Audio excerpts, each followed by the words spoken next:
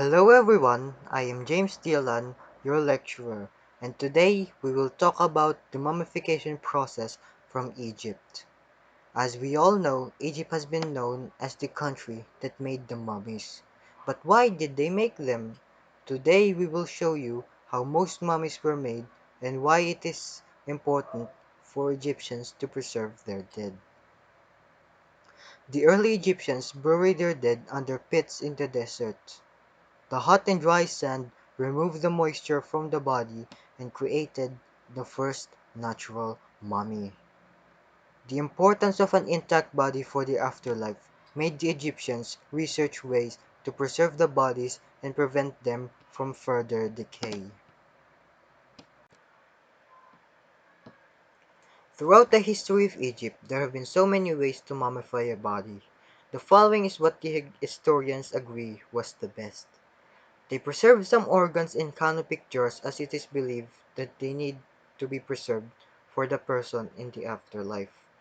The first thing they do is excerebration, or the procedure of removing the brain. The quickly decaying brain was removed using a cranial crochet to hook the brain out through the nostrils. Once the brain is removed, it will be thrown away as the Egyptians deemed it unimportant as they don't believe it is used in the afterlife. The four organs that are considered the most important were the intestines, lungs, stomach, and liver. The heart is the organ believed to be the seat of the soul, and it was left in the body. Another reason the organs are stored in canopic jars is because they contain enzymes and bacteria that will eat the carcass from the inside.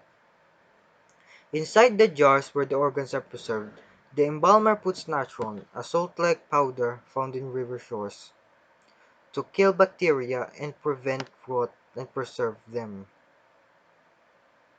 The body is then stuffed with natron and cleansed with water to disinfect it.